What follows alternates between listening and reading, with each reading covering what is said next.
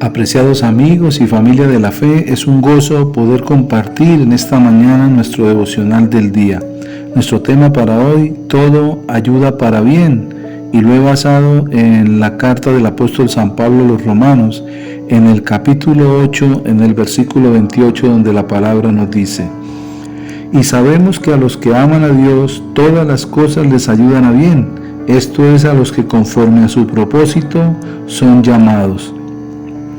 Dos cristianos emprendieron un viaje para llevar Biblias a través de regiones agrestes al oeste de Sudán. La primera etapa debía hacerse en camión, único medio de transporte eficaz. Después de pagar el pasaje, se instalaron en el vehículo, pero antes de partir los hicieron bajar para dar su lugar a otras personas. ¡Qué contrariedad!, dijeron ellos, debemos esperar el próximo camión. Mientras viajaban en vieron al primer camión volcado a un lado de la carretera. Los dos amigos agradecieron a Dios por haberlos protegido. Así, todas las Biblias pudieron ser distribuidas en aquellos lugares. ¿Cuántas veces como creyentes que confiamos en el Señor experimentamos que lo que parecía negativo al final se revela positivo? Nuestro camino ha sido interceptado por una injusticia, una enfermedad o toda clase de dificultades, como nos dice la carta a los Romanos en el capítulo 8, en el versículo 18. Pues tengo por cierto que las aflicciones del tiempo presente no son comparables con la gloria venidera que en nosotros ha de manifestarse. El Señor permanece por encima de las circunstancias de la vida. Él prepara una salida. Nuestra responsabilidad es creer a pesar de las apariencias y estar siempre en nuestro corazón confiados y tener aún esperanza contra esperanza. Ya no es la sabiduría humana, sino la sabiduría de Dios que interviene con toda bondad. No siempre comprenderemos cómo obra el Señor. Es mejor así. De otra manera, no habría confianza ni fe. Felizmente, la sabiduría de Dios dirige todo. Es poderosa, amante, a veces desconcertante, pero estemos seguros de que lo que nos prepara supera infinitamente en gloria y hermosura lo que podemos imaginar. Como nos dice la segunda carta a los Corintios en el capítulo 4, en el versículo 17, porque esta leve tribulación momentánea produce en nosotros un cada vez más excelente y eterno peso de gloria.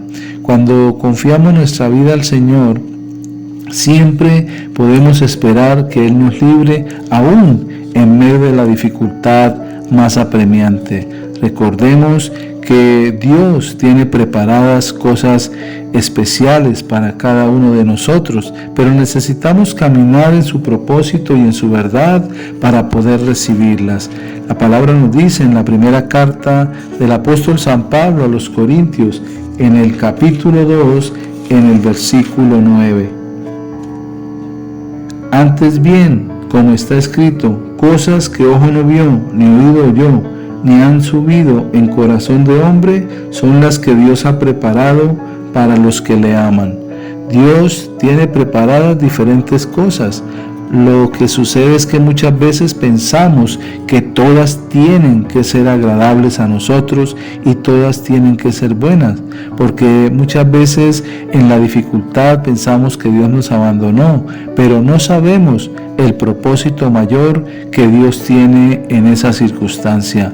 Recordemos siempre, todo nos ayuda para bien, así que no nos afanemos ni nos preocupemos en medio de la dificultad, en medio de la circunstancia difícil, porque allí Dios está obrando para bendecirnos. Recordemos, aunque se demore en llegar, no tardará, saldrá la luz y la veremos, y entonces nos gloriaremos en el Señor y glorificaremos su nombre, porque Dios todo lo tiene preparado para ayudarnos como hijos de Dios a caminar en su propósito, a conocer su verdad, pero también a alcanzar el propósito que Él ha puesto delante de nosotros. Así que glorifiquemos al Señor aún en medio de la prueba, en medio de la dificultad. Seamos agradecidos, porque sabemos que aunque para muchos la palabra de la cruz puede ser locura, porque se pierden y no le conocen,